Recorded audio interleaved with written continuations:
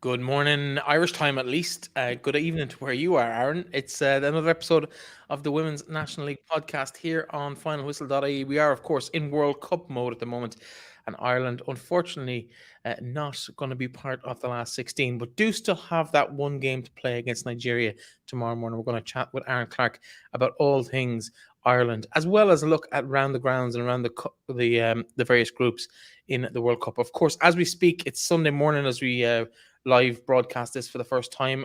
There are two games ongoing, the first two games of that third round of games. So plenty to play for the hosts, New Zealand, potentially fighting for their World Cup survival at the moment. But first, Aaron, let's say hello. How are you? It's been a couple of days since we spoke to you. How's life in Brisbane? It's been good. Brisbane's really exciting. Being able to get out, see a good bit of city. When climbing the Story Bridge the other day, being floating around the riverboats in the fan zone and stuff like that. Breifne, just when you're talking about the fixtures there for the World Cup, I find it very strange that there's two games on right now in the final round of group fixtures, and we've still got Colombia and Germany to come tonight, who have only played one game each. It's a weird one, but when you've got the two country situation with the games in New Zealand as well as Australia and time differences, it always makes a strange one. But yeah, it's been good. Watch some games in the fan zone. I've had to see things like that, seeing different things. The fan zones have been electric. Been in the fan zone again today. There was an Irish event on in the Brisbane fan zone. Queensland have put it on, and several Irish players made a bit of an appearance. Loads of fans, icons like Olivia O'Toole making an appearance as well, wearing a Katie McCabe shirt from the Germany game in 2020, and no better woman to be floating around Brisbane. But yeah, things have been good. Thankfully, I managed to get out of Perth not okay. Can't say that about other media and fans. Some got stuck there for a couple of extra days. Never stopped training over there, so I was happy to be back over this side of Australia. Absolutely. Just apologies for any sound issues there, but Aaron just coming and going a tiny little bit on that. But it sounds like it's a good atmosphere. It's great to hear that the likes of Olivia O'Toole and other Irish former players are getting that kind of recognition that their efforts over the years and over the decades absolutely deserves. She must be loving it though. Yeah, absolutely. I was talking to her a little bit today, and like you see her, you see Rihanna Jarrett.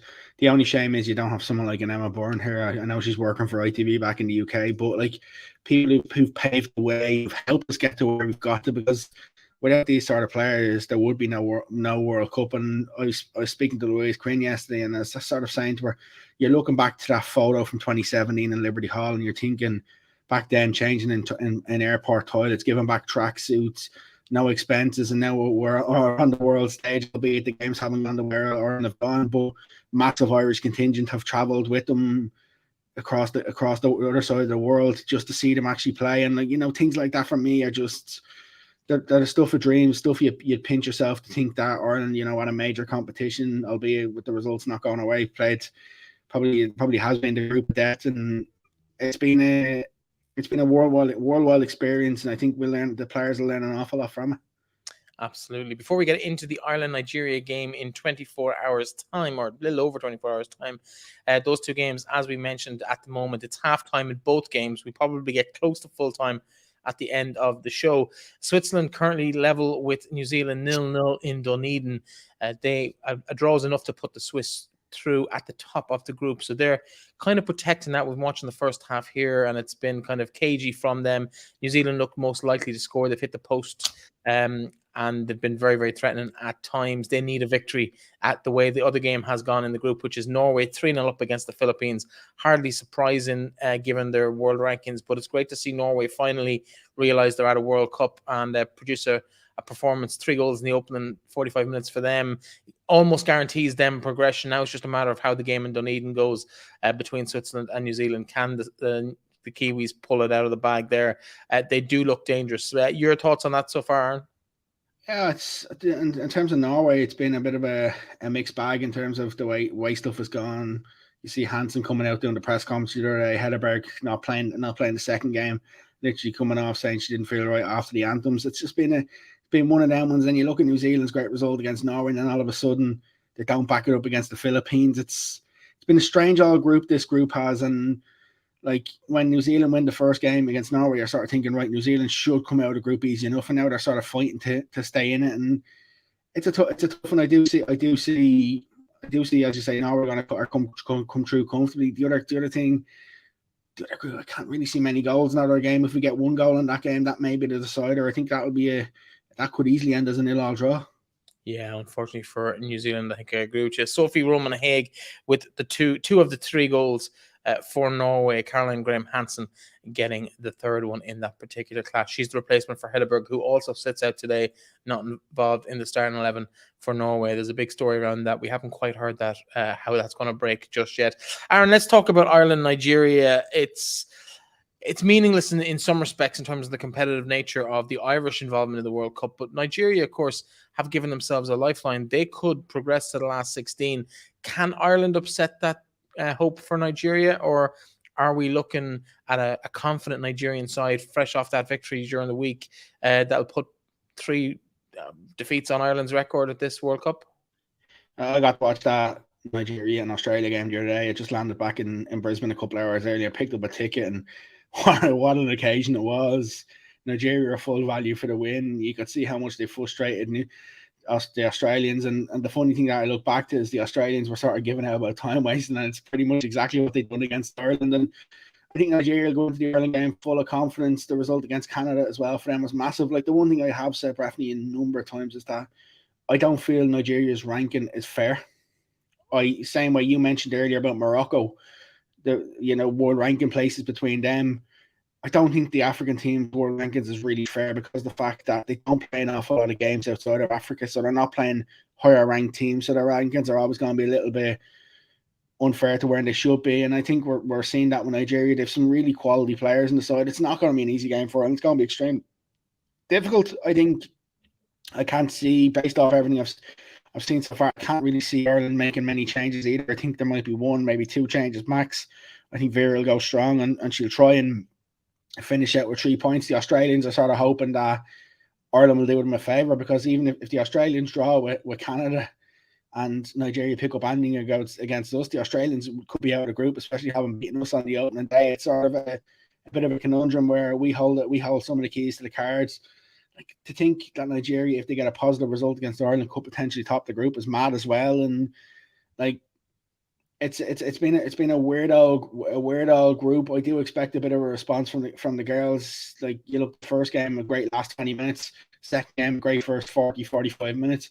Third game, can we get more? Because realistically, I feel that everybody talked about the Canada game physicality before the Canada game, Australia game physicality. If the Irish don't have the physicality on point, if they don't have their A game, they will suffer another defeat, and that's just a simple thing about it. I think this Nigerian side are coming in; they'll come well and truly riled up and ready, and expecting to get a scalp off Ireland and expect to top the group. And I think from an Ireland viewpoint, a 90% performance or an 80% performance may not even be good enough to get a point out of the game. And I think Ireland are going to have to really put it up to them if they are to get something out of it. Good to see a good Irish contingent in Brisbane today, floating around. You're seeing all the Ireland jerseys floating around. They'll get another big crowd. I think we'll see some Nigerians here as well. It'll be a quality atmosphere for the game. I just think it'll be very difficult for Ireland. If it's to nail the mast, I'd love to see Ireland come away with something from it. But at the way things are at the minute, I think it'd be difficult for them to come away with anything. Yeah, the bizarre situation is, even in defeat, Nigeria is still probably an outside bet to qualify for the next stage, which is phenomenal for them. And as we talked about, we mentioned off air, I think this morning's result, where Morocco beat South Korea. Colin Bell, South Korea. We'll talk about him in a moment as well. Obviously, former Ireland manager, most immediate former Ireland manager. They were beaten 1-0, 6-minute header against the run of play. Dominated the entire game. South Korea just could not find any bit of quality in front of goal. I think they might have had 1, maybe 2 efforts on target in the entire 90 minutes from about 60 or 70% possession. I haven't checked the stats, but it felt like massive domination in terms of territory and possession, and opportunities. Just couldn't get anything on target. 50 odd places between them in the rankings, as you spoke about there. The Africans, much better than probably people expected them to be coming into this game or into this tournament. Nigeria likely to go through tomorrow, because on form they're probably favourites going into the game with Ireland anyway. From an Irish point of view, what do we need to be looking at here? Is this an opportunity to blood players? Is it an opportunity to maybe give girls that opportunity to play, girls who might be there in 4 years' time or even 2 years' time at the European Championships? How would you say, the side of me that would love to see players get a run out. Yes, I'd love to see that, but in terms of results, I don't think that's, if you want a result in the game, she can't make them sort of changes. She can't make 4, 5, 6 changes. I think Ireland will be looking to get a result out of the game, so I don't really see many of them players getting an opportunity to be blooded. I think realistically, you may see the same 14, 15 players used within the game itself. Like, even look at the game against Canada. When's the last time Vera's used all her subs in a competitive game like that? Probably you'd struggle to even find the time where she's used 3 subs in a competitive game like that. So for her to use 5 in a game like that against Canada was a bit unheard of, and I can't really see her going massively out and making many changes. The question is, will Abby Larkin start ahead of Lucy Quinn? Heather Payne, the FA are saying she should be fit. For me, I wouldn't be playing Heather Payne. I'd be saying, Heather, listen, there's bigger fish to come. I don't want you to go and damage your hamstring even further and be out for a long period. They're the probably 2 that we may see some sort of changes. Other than that, I expect the rest of the 9 players to probably start the game and maybe the same sort of subs to come on. I can't see Vera being sentimental at all in this World Cup. And you look at the squad. I think what we've used 17 players off the squad have had game time. None of the players who come on in the second game were the players who come on. Most of them are the same players that come on in the first game, bar the players who started. So I can't really see her making many changes again. I can't see her being sentimental. I think she'll want to finish with 3 points and sort of send the Irish crowd home and the players home with a smile. It'd be disappointing to home with no points, but realistically, no matter what team she puts out tomorrow, I think we just want to see a performance. We just want to see Ireland go at them, Ireland have an opportunity. Don't really want to see Ireland sit back and play 5 at the back and just sort of hold off and just how would you say just try and defend, because it's not worked and it's got us nowhere in this World Cup. I think realistically we need to just go and actually have a crack at them. I prefer it to be an open game. Listen, if we lose 3-0 tomorrow and we have a good go at it, fine by me, no problem at all. You won't hear me complain. But if we sit back and lose 1-0, you'll hear me giving out and saying it was boring. Some of the games have been boring. That's from another viewpoint when we just sit back and, like I've said it many times to you, I don't think we utilize our best players. And I was speaking to someone as well today about Denise O'Sullivan, because I know I said to you the other day the game passed her by, and likewise they were saying the same thing. We're just not utilizing players like that. Yeah. We need to utilize players like that. Actually build a squad around it, build a team around them, and actually have a good go in Nigeria. 100%. There has been a 4th goal in the Norway-Philippines game. It has been scored by the defender for the Philippines, Alicia Barker, but unfortunately it has gone into her own net. It's an own goal for them. Good pressure from Norway has seen them now lead 4-0. That game, a done deal, I'd imagine, as a competitive fixture, but Norway will progress to the last 16. It's between Switzerland and New Zealand as we speak. Still 0-0, about just over half an hour left in that game, so time to go for that. You mentioned a couple of things there I want to just pull you up on in terms of the players that are in that group. You mentioned the fact that you think Lucy Quinn potentially may be replaced coming into the game for Abby Larkin.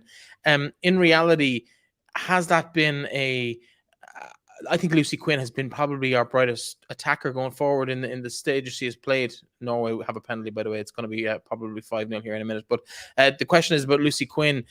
Can we, should Lucy Quinn play from the start tomorrow? She's been really good going forward. I can't quite understand why she was taken off so early in the other game against Canada. I'm flabbergasted. Pretty much, to be honest with you, I'm flabbergasted.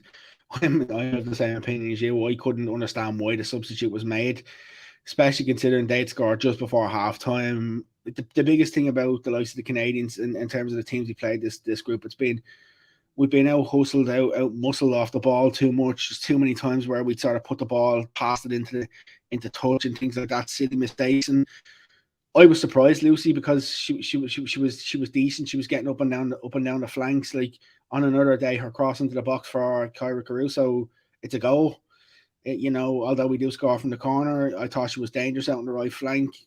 Abby sort of struggled to get into the game, but I think all the subs struggled, not just Abby. I think they all struggled to get into the game, and they sort of all struggled to really make an impact. So the bench definitely didn't work against Canada, and do you say any of them deserve to probably start against Nigeria? Honestly, probably not. But then again, one on Vera Powell's shoes, and Vera sort of tends to throw a surprise or two here and there, and that's why I wouldn't be surprised if we do maybe see an Abby. I know there was clamour on social media for Abby to start the Canada game after having a good impact against Australia, but it's just that none of the subs had the impact that I was expecting when they come on.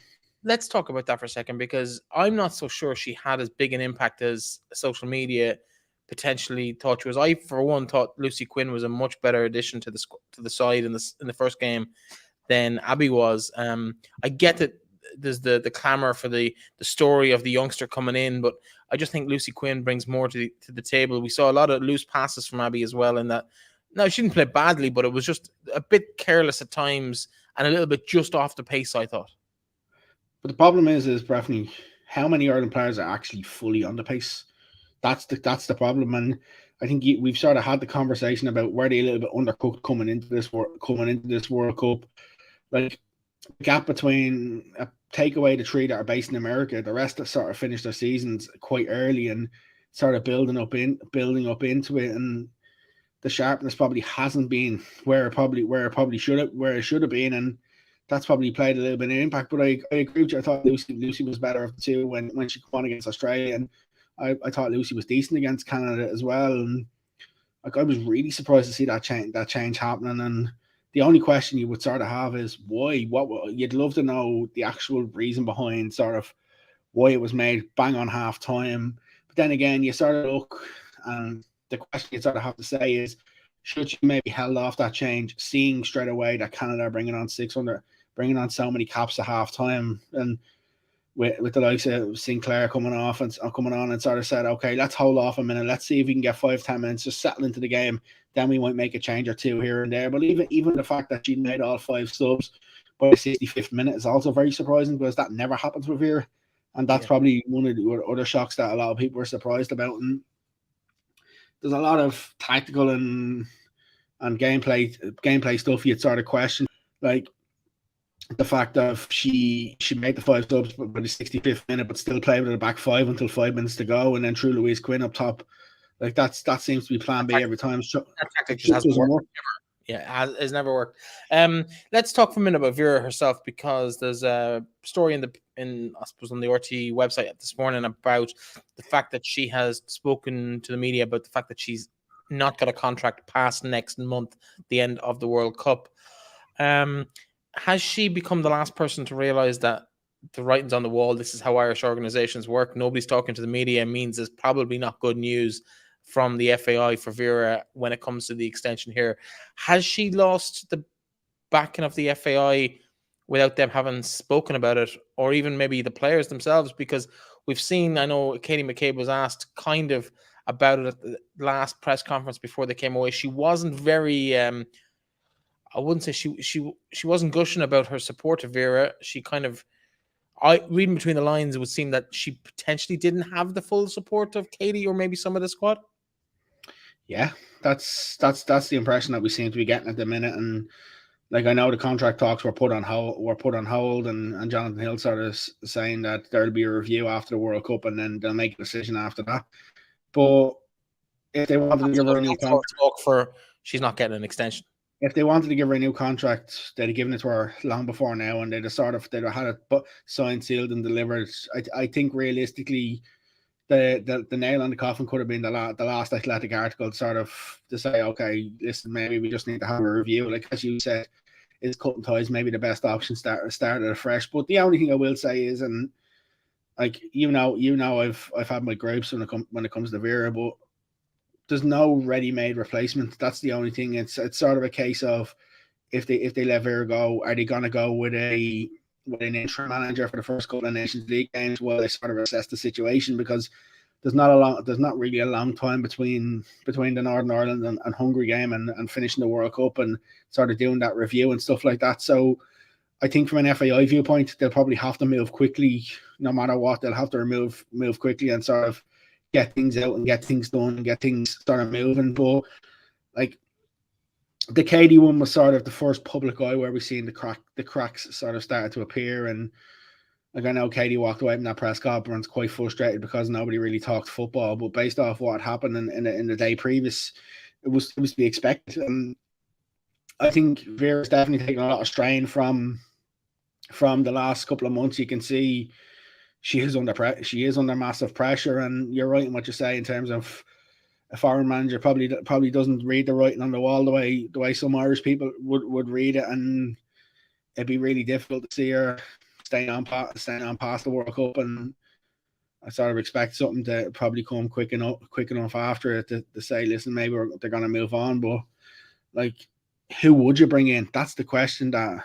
Well, I don't know the answer. I don't know the answer to that question, and I'm looking at the previous track record of coaches we've hired who had the two oldest squads, average age, in the World Cup this year.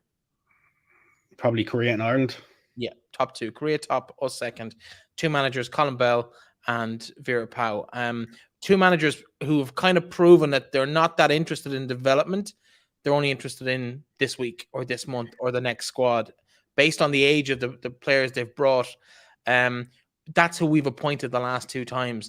I don't have a name for you, but there has to be players or managers available after the World Cup potentially, but also with the experience required to get the best out of this team. Maybe they're in the Women's National League. Maybe they're in the League of Ireland. Maybe it's one of the Irish underage managers coming through. Tom Elm's done some good work with the under-16s, now in as Vera's number two. Is Eileen Gleeson ready for it? Is Lisa Fallon ready for it? I think there would be arguments for, but also arguments against. And, I'm going to say something. No matter what, if the next manager is foreign, the next manager has to be based in Ireland. None of this. I agree, but it's never going to happen. Let's be honest. We both know if they are a foreign-based manager, there is going to be absolutely no chance they'll be based in Ireland. Serena Wiedmann moved from Holland to the UK to take the England job, and it was one of the things that was put in it that she had to be there.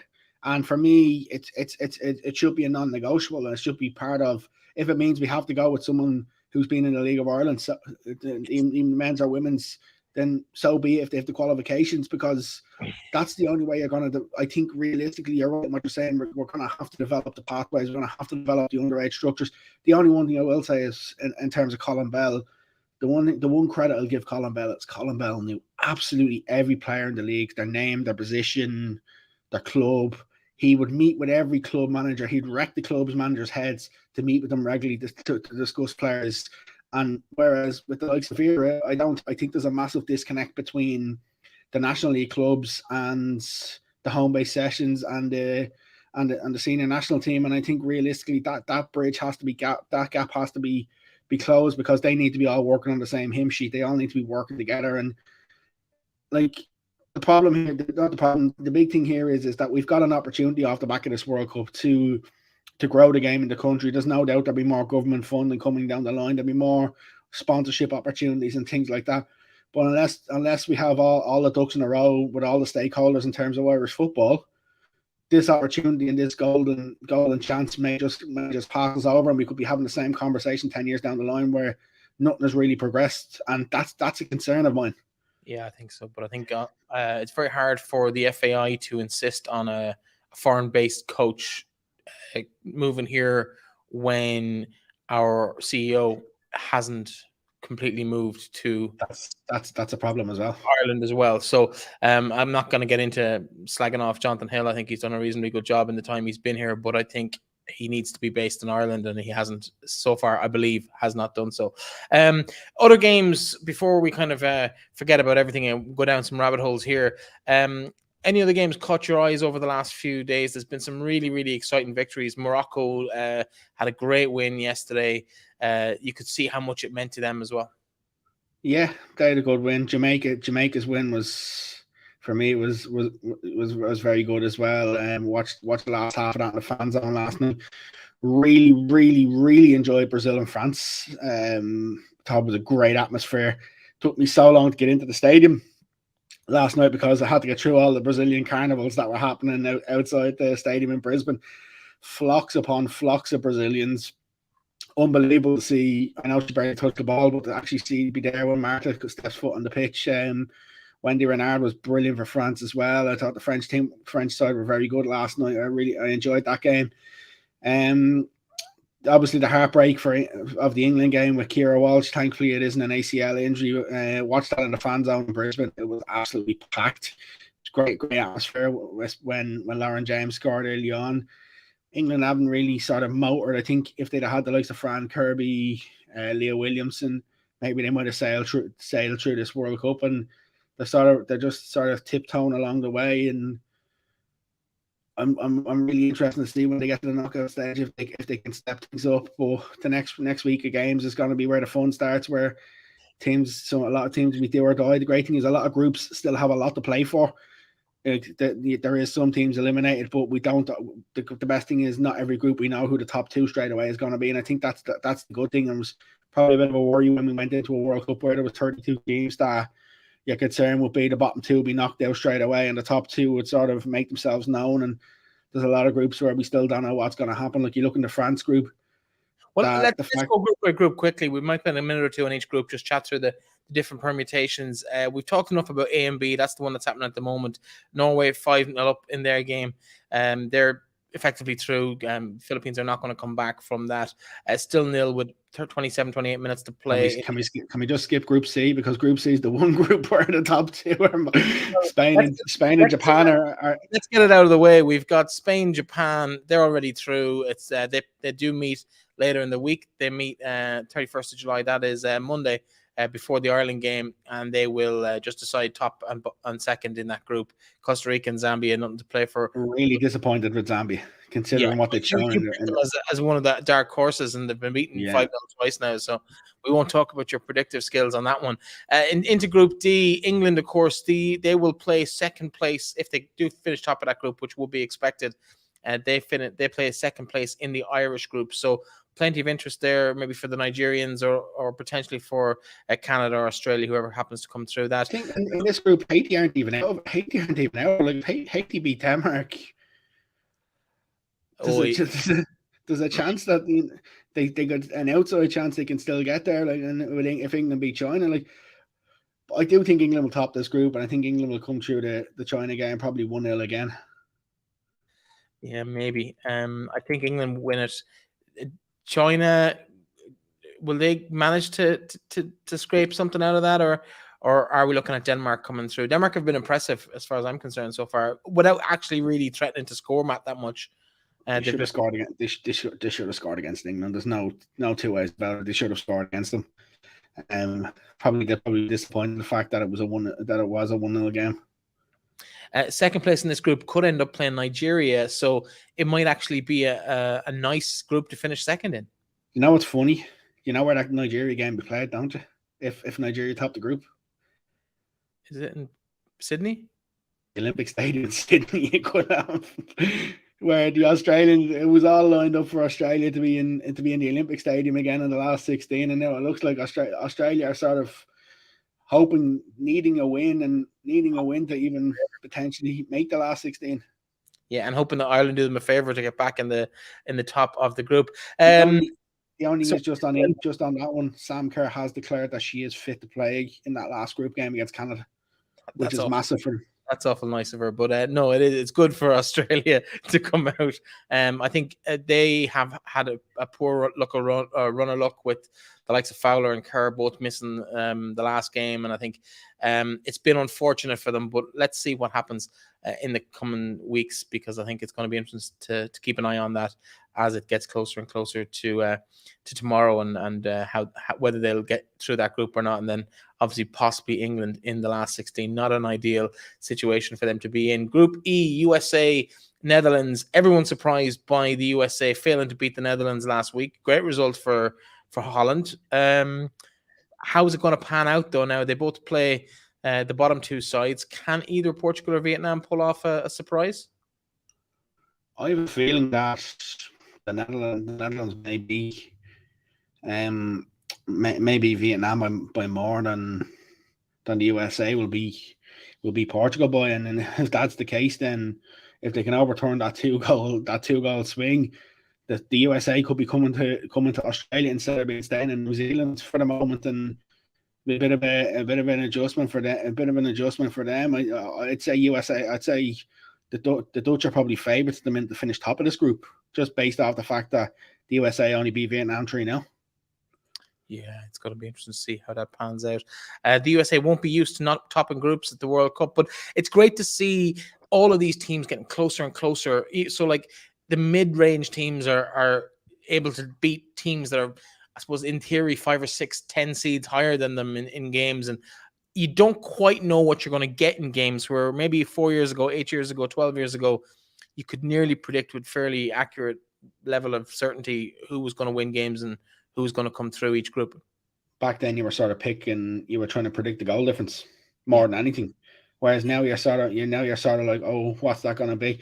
Like, even you look at the USA and the Dutch playing in the last World Cup final as well, and drawing again here. Like, there's not a lot between them. The gap is continuing to close. But the only thing from an American point of view is they continue to invent these new stars, despite the older players getting older and moving on. They still seem to get these new, young, up and coming, fresh players. Whereas I think other countries are going to have to sort of follow suit and continue to develop the next generation, because the next generation in America are as good as the current generation. Whereas some of the other countries, it'll be up to them to sort of develop them. And like, you look at even the likes of your Jamaicas, Bunny Shaw playing for Man City.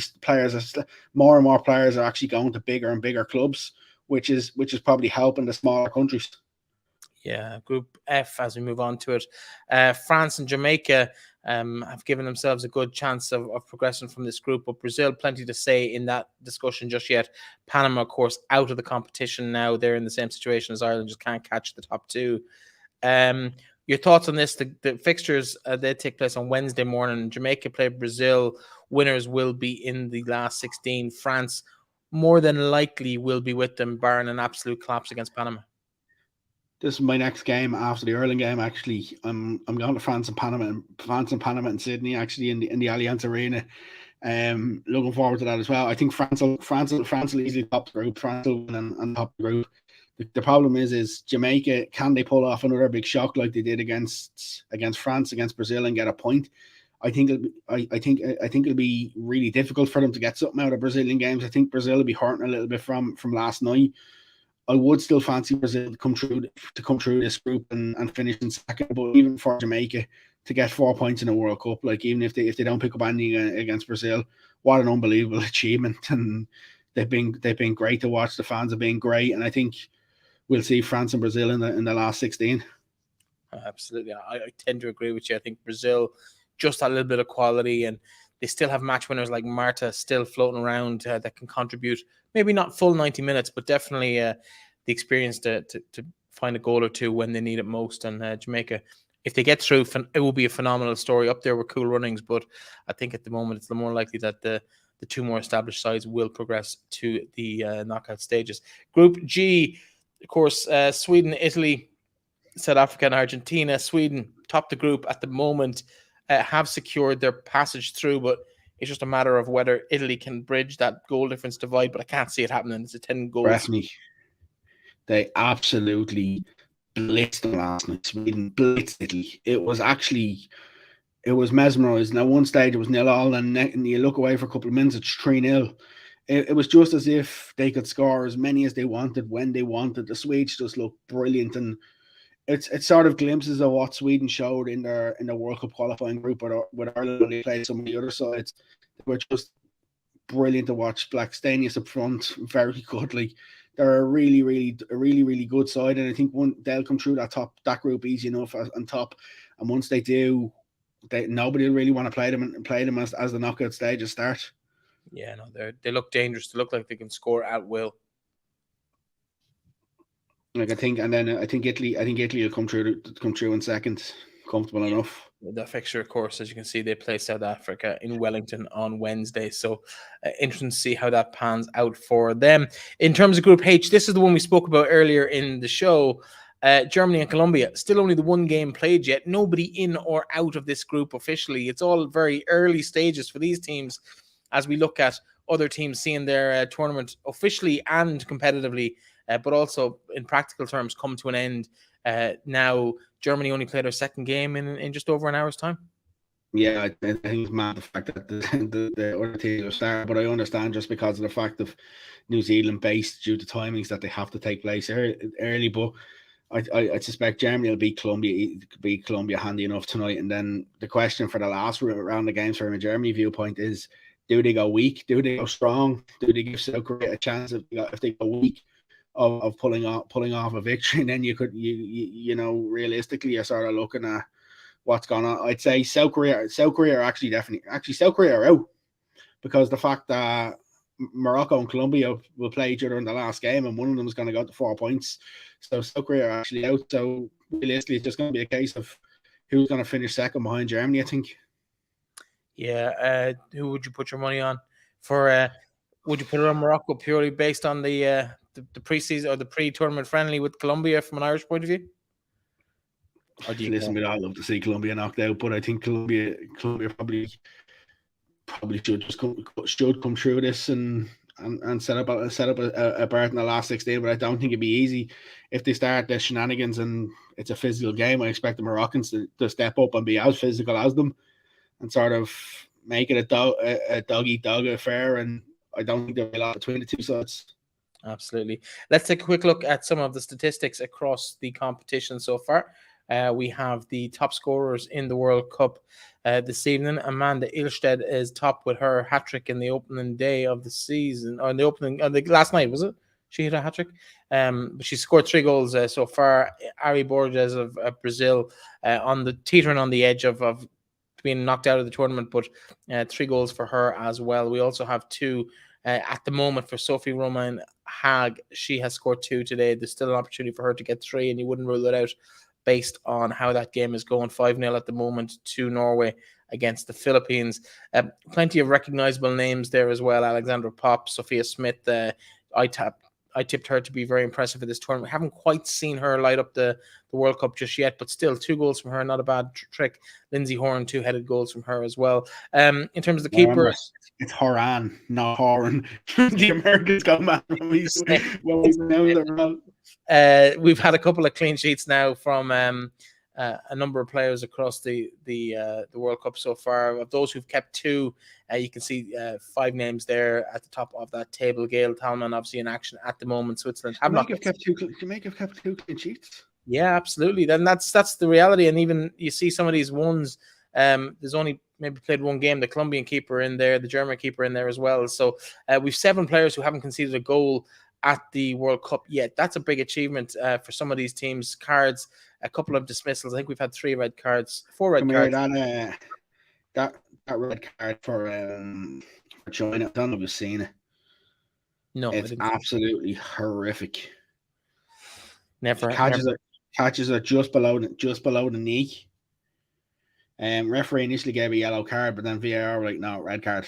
It was actually horrific. I'm surprised the referee initially gave a yellow card for him.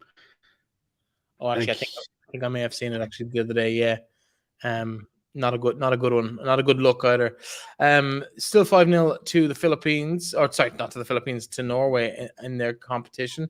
And with 15 minutes left in the other game, Switzerland and New Zealand, they are still scoreless. Not good for New Zealand. They go out if it stays like that. Switzerland will top the group, but that could all change with a New Zealand goal over there. Aaron, tomorrow, let's talk of selection choices. I know we've talked about it a little bit already. There's one player who I feel has got a bit of a raw deal so far in the competition, kind of hung out to dry by Vera in some of her post-match comments after the initial defeat to Australia.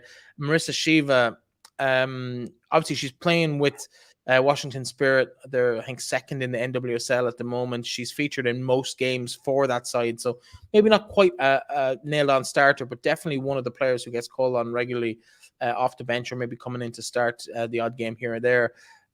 She's impressive. She's quick, and she hasn't really put a foot wrong other than that penalty decision, in my opinion, for Ireland. But she seems to have been just hung out to dry by some of the members of the media and possibly even Vera herself. I was glad to see she come on early against Canada. I was really glad to see that because she got a massive raw deal. Probably it is undeserved. Like, the problem is, and I said this to you before, there's mistakes on the other side of the pitch. Katie is further up the field. Marissa's only back there because Katie's up, and realistically, it's the sort of penalty there. I started thinking, okay, she doesn't foul, she's going to score anyway. Yeah. So it's one of them that she's going to put the ball away, and I'd like to see Marissa come back. I'd like to see, if she's not going to play Lucy, I'd like to see Marissa come back into the team. I can't see her coming back, and I can see her potentially coming off the bench, and like. I think she hung out Nia Fahy after she nearly hung out Nia Fahy after the second game. The problem is instead of taking the blame on players, take the blame on coaching, on the tactics and your decisions. It's just for me it's a cop out. It's an easy way out for a manager just to say, I'll blame the player. No, that's wrong. You blame the fact that the build up, the lead up to things, there's other things that have gone wrong. Did you coach the situation correctly? What's going to happen here? Like, for me, some of our comments are just strange, but then again, I'm not surprised with our comments because it tends to be a standards blame someone else type of game. It's never sort of, oh, I'll hold my hands up and say, yeah, we got that wrong. It's sort of, who can I blame? And it doesn't really sit well with me in that sense. I think I felt so sorry for Marissa Shiva. I'd say she just wanted to curl up in a ball. I hope she didn't see much of the stuff back home, and I know some of the players being on social media, others haven't really, because some of the comments that were written just weren't great at all. Yeah, I think hopefully being American based and American born, that she might not be aware of some of the journalists or the outlets that have been talking about her for the last 10 days or so. For me, I think she adds a width and a speed that we just don't have with other options. I'd love to see Izzy Atkinson in from the start and pushing Katie more forward into an attacking role. I think she was dangerous in the last 20 minutes against Canada. I'd love to see us push Denise O'Sullivan further into a kind of a more of a 10 role than the 6 role she's playing at the moment. And there are players there to cover, like Megan Connolly is perfectly adequate at that 6 job. She'll do a really good job for Ireland there. She always has.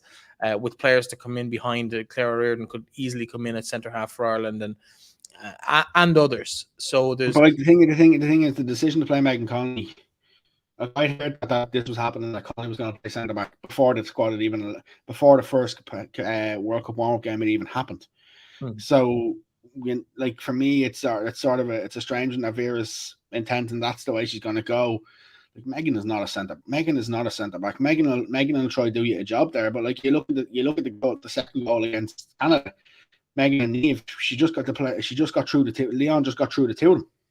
Yeah. And then you sort of have Katie trying to make a last ditch tackle to try and keep her from putting the ball in the net. And that's the sort of thing that Ireland need to be very careful of. And when you play players out of position, these sort of things happen. And like, it shouldn't be a case of trying to fit round peg into square hole. Actually play your team the way they're supposed to play. The players are supposed to play, rather than just trying to put people in positions just to accommodate others. Like, if you have to drop a player further forward, if so be it. Or if you feel that Conley's not going to start in your midfield, don't start Conley then. Don't just put her in centre back for the sake of putting her in to have her in. And that goes with any player. But that's the sort of thing that we talked about players having credit in the bank, and sort of, that's why she's moving players around to just have them in the team rather than having the team set up to facilitate the players in the best positions. Yeah, I 100% agree with you. And that goes back to what you talked about, where the comment you made about Colin Bell knowing who every single player in the league was. Now, fair enough, some of these Irish girls in the League of Ireland are never going to make that step to an international team, but we've seen some of them do so over a season or two, maybe abroad. The magic airplane doesn't quite work the same way for the girls as it does for the boys. It takes maybe another year and a half for them to break into that squad. But you're looking at, you knew he knew the players. You don't get the same feeling, and you definitely don't believe that Vera has faith in the players, particularly when you start going down the squad list. Down past maybe 16, 17 on the squad list, you just don't feel like she has confidence that they're up to the job. And I think they've proven every time they've been given the opportunity that they probably are up for the job, more so than she maybe believes they are. You'll never hear me disagree with that comment. And that's the thing, I've said that myself multiple times. Like, the other sort of thing you got to look at from a Colin Bell point of view is that, yes, Colin Bell immersed himself in Ireland as well. Colin Bell was at games all the time. You remember having chats with Colin Bell in in Peamount one day for about an hour. There was no football talk. You know, he was talking about his love of music. He was talking about other things. And like even in the mornings, from stories I heard, like if the players are down early for breakfast, he'd have a chat with them. It wouldn't be chatting about football. It'd be chatting about maybe his love of music or something like that. And, you know, something that they'd have a common team in to try and actually have the conversations with the players, to have the players, because realistically the biggest thing you can do is, if you're a manager, is have the players on side. If you have a common interest that you both like something, have that conversation, have a conversation with them, have a coffee while you're having breakfast and just waiting, because then the players buy into it even more. Whereas I sort of think it's from the outside, it nearly seems like an us against the world with Vera and the players, that sort of connection isn't necessarily there. Yeah, the Philippines goalkeeper just pulled off an amazing save from Guru Wrighton, who scored the penalty. It's 5-0 now. Philippines also down to 10 men. Their tournament ending in disappointment, I suppose, after their fantastic result to get that win against New Zealand. They'll be disappointed. And now it's still scoreless in the other game. 8 minutes left, so plenty of action going on around the grounds. We're probably going to not make the final whistle in these games, but that's how it stands as it is. So tomorrow, pick a team for me. Who's going to play for Ireland tomorrow, Aaron? I suspect she'll go with Brosnan. I'll go another at right back, because if Heather's fit, I think she plays Heather. But if not, she'll probably go O'Gorman. I think she'll go Fahy and Quinn, and she'll go Fahy, Quinn, Connolly, McCabe. She'll go Rusha, Sinead Farrelly, and Denise in midfield. And I think she'll go up top. She'll go with Kira Caruso, and probably she'll go with Lucy Quinn as well. Yeah, I don't think. I think it could well be the same team that starts against Canada. Yeah, I think for me, Lucy Quinn gets in. I think Marissa Shiva, if Heather's not available, is an option at wing back as well. I think she would do a good job there. She's got the pace and the kind of the engine to keep it going, but it's just whether she has that confidence from the manager or not remains to be seen. Stories of the World Cup so far. I haven't prepped this with you, but your thoughts on the players who've impressed you, the teams who've impressed you so far in the opening 2 rounds of games?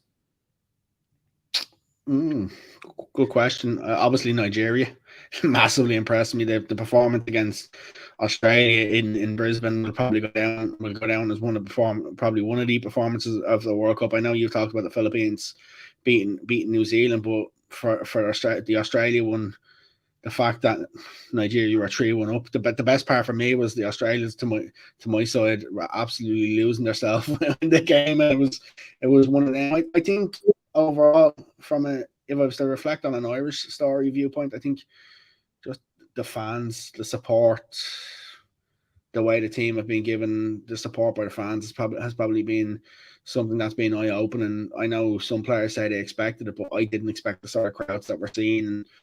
Like, if you look back to Perth, there was probably, I'd say, less than 2,000, less than 1,000 Canadians. The rest were Irish, and you know, it was massive. Sydney was a huge occasion. I expect another one again tomorrow. I'd call the World Cup an overall success. I think everything about it has been successful. It's been really enjoyable. Just looking forward to getting to another couple of games before I have to head back across the other side of the sea. Come back to join the rest of us plebs at home. In terms of the, you're right. I was impressed by the Philippines. This result today has probably taken a little bit of that gloss off. In terms of the 5-0 to Norway at the moment, it just hasn't quite worked out. But there have been some really, really impressive performances across the boards. Nearly for every team, there's been a standout player or two who've come to kind of light that I wouldn't have been aware of before the World Cup, that have really come on and gone, yeah, she's a player. She will see plenty of her, either for her country or maybe for a club in one of the bigger leagues over the coming seasons. Aaron, as always, it's been a pleasure. I think we've probably pretty much talked our way through the World Cup so far. We will be back to chat at some point after the Ireland game. It is a bit of a dead rubber for the Irish side, but a chance maybe to show what we are capable of against a side that have really impressed at Nigeria in this World Cup. Enjoy the game, Aaron. Enjoy the rest of your trip. We'll chat to you at some stage later in the week.